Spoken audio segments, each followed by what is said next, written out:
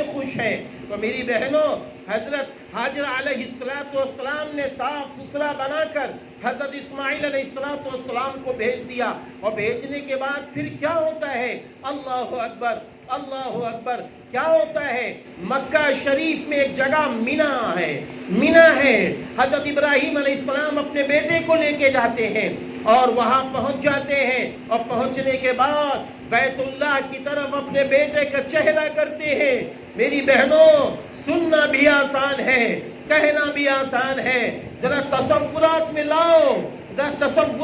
لاؤ، باپ اپنے ہاتھوں سے اپنے بڑھاپے کا سہارا چھوڑ رہا ہے، باپ اپنے ہاتھوں سے اپنے بیٹے کے گردن میں چھری چلا رہا ہے۔ یہ معمولی بات ہے، یہ معمولی بات ہے۔ باپ نے اپنے بیٹے کے گردن پہ چھری چلا دی ہے، چھری چلا دی، اب چھری چلنے کے لائق نہیں ہے، چھری چلی نہیں رہی ہے۔ تو بیٹے نے ایک بار یہ ضرور کہا، ابا جان لگتا ہے کہ آپ کی چھری آپ تیز نہیں چلا رہے ہیں، میری آنکھ آپ کی آنکھ سے ٹکرا رہی ہے۔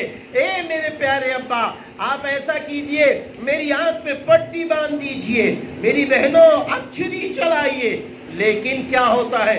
اللہ اکبر، باپ چھری چلا رہے ہیں، حضرت اسماعیل علیہ السلام کی نرم گردن کٹنے کے لیے تیار نہیں ہے۔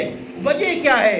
کیا اللہ تعالیٰ حضرت اسماعیل علیہ السلام کو ذبح کرانا مقصود تھا؟ نہیں، اللہ تعالیٰ کو یہ دیکھنا مقصود تھا کہ 80 و 82 سال کی عمر میں ہم نے ابراہیم کو بیٹا دیا ہے، ابراہیم اپنے بڑھاپے کے سہارے کی وجہ سے بیٹے کی قربانی کرتے ہیں کہ نہیں کرتے ہیں۔ یہ بڑی آزمائش تھی، باپ بیٹے کی آزمائش تھی۔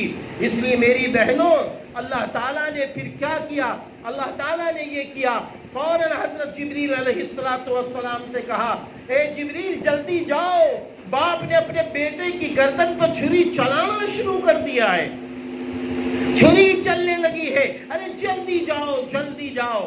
بس جیسے ہی وہ دمبا لے کر آئے، اور جیسے ہی آئے تو آپ کی زبان سے، یعنی حضرت جبریل علیہ السلام کی زبان سے یہ جملے نکلے، اللہ اکبر، اللہ اکبر۔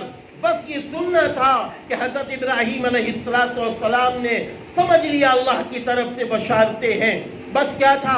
حضرت جبریل علیہ السلام کی زبان سے نکلا، اللہ اکبر، اللہ اکبر۔